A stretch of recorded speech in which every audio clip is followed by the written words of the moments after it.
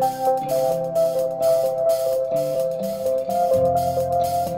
up, Sleepy fam? I'm Kate, if you're new here. Otherwise, welcome back to my channel. It's always good to see you. And today we're doing the What Would You Do loop. So I had this idea a few months back for this particular video. And so how does a loop video work? Let's talk about that. I don't know why I just did that. So how does a loop video work? It's pretty simple. So you start with one teacher, you watch their video, and then you continue on until you've seen all teachers in the loop. And you're not gonna wanna miss a single teacher because they're all amazing. All right, so if you are already on the loop train, that means you are coming from Mayleen's video, which is fantastic. Welcome, all of the calls campers, welcome. And we're gonna go ahead and get into it.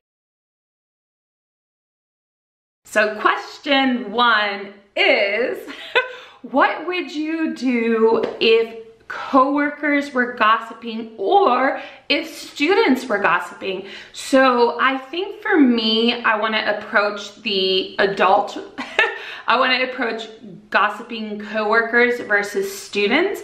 And I think that a lot of times we work in a very high stress job, right? So a lot of times we're in these stressful situations and things might not go the way that we want. And so we might need to rant just to like get it out and move forward.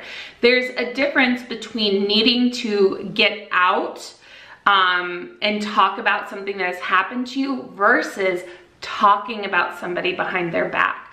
So typically when we see other teachers gossiping, it's typically something that's a recurring thing that's brought up multiple times, and it might stem from a bunch of different things, right? But typically if I find that myself am becoming a bit of a gossip, or somebody else is always coming to me and gossiping, I'll do one of two things. So if it's me and I can realize that I'm falling down that path, I will do first, talk to my admin. Second, after talking to the admin and maybe getting some extra strategies that I might not have thought about, I actually will go down and talk to the teacher that I need to, because I don't want to work in an environment where we are about each other behind each other's backs. We need to have a healthy work environment to be successful at our jobs and for our students. If I hear somebody gossiping about somebody else and I can recognize that it's not them ranting, I will politely say, I think you need to speak with that person individually, and I'm not comfortable to listen any further. Hey Kate, stopping gossiping teachers is about learning how to have hard conversations, about going up to someone and in no uncertain terms saying, hey look, this is what I'm hearing. Not telling them that they're wrong, that they did something wrong, that they hurt your feelings, none of that yet. Just this is what I heard, and could you speak to it? And then I think that what that does is it allows people the opportunity to kind of say their side, because sometimes we're wrong. Sometimes you think you heard that someone was gossiping and the gossip is wrong, and that's not what they were saying. They were simply bringing up a fact, or they were using an example, or they were heard wrong. So I think giving them that opportunity. Now, if they did say something, I think letting folks know like how that makes you feel, just sort of like closing the loop. Because I think one of the problems is that when folks don't close the loop, and that's what my friends and I call when like one person has a problem and then with somebody else, and then they just keep telling everyone in the world except for that person. When that gets back to you, your job is to close the loop. You go and tell that person and just say, yo, look, this isn't cool. This isn't going to keep happening. And then you work out that conversation, because in all honesty, scar tissue is stronger than regular tissue. And the only way that you get that scar tissue is by going through it with someone. And after being married for 23 years, I know well enough that like battling through and having hard conversations always ends in a better relationship, whereas holding on to that stuff secretly is like poison, and you need to let it out and share it with other people, but mostly to share it with the person you have the issue with. If you have gossiping students, I think you handle it the same way. but saying like, hey, this is what I heard and this is what I'm wondering about. And then did I do something that upset you perhaps and made you want to answer that or start this thing about me? Because I think if you're dealing with students, a lot of times it's like you are dealing with people that have not figured out how to process their anger or their frustration yet. And so being able to just talk to them, and maybe you said something that upset them, maybe you did something in class and then that sent them off on this sort of like tantrum of telling other people stuff about you. So like just asking them if you did something that hurt their feelings first. And if they say yes, then you can address that. And if they say no, then you can say, well, look, this is how this is making me feel. And I want you to know that I only want what's best for you, but it's kind of hard for me to teach you and do a good job if this is how you're gonna act. And I think that's how you start the conversation. Question 2. What would you do if a parent was upset about a grade? And I have had many parents who have not been happy with the grades their children have received. Granted, it doesn't happen often, or it rarely happens now at this stage in my career.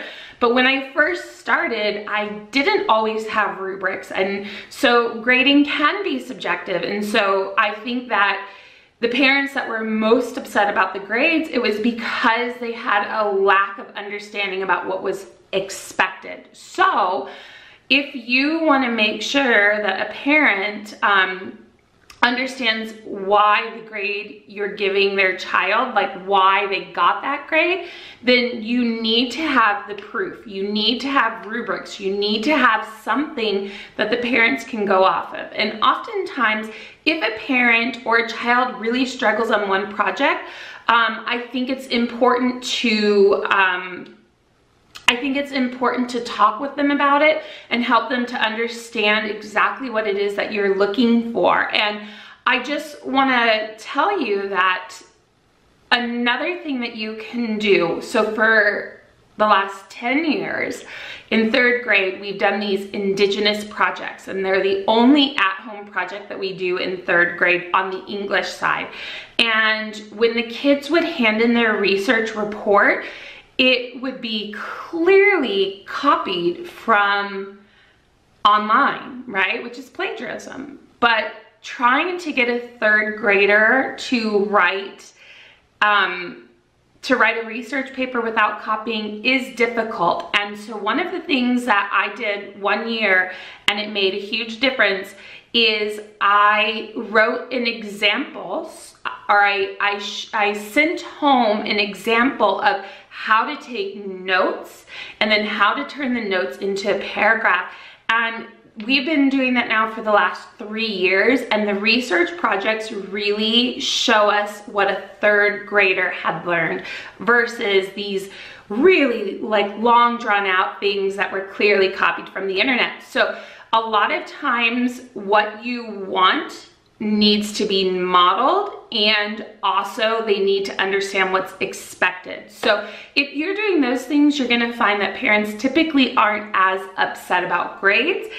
I like to have proactive conversations. I am not interested in defending myself or defending the grade that I put in the grade book. I think the kid gets the grade that the kid gets, and you know, you get what you get and you don't get upset, kind of a thing. I think the most important thing though, so there's all these ideas of like sandwiching things, like saying something nice and saying something that's difficult to hear, then saying something nice. I think instead, focus on what can be done next. So what did we learn from this? And then just so we know going forward, this should be the case. This is how you handle it. These are still the grades that you can make up. So for me, I don't do makeup work and I don't do extra credit. If you fail something, you take the loss like a boss. And so, but I like to get you focused on what's coming up next. So you're not just lamenting the fact that like you screwed that up or that I screwed that up or whatever happened, but you're keeping your eye on what's next and what you can do to dig yourself out of that hole or to learn from that experience and go forward and make better choices. And that's it. Peace.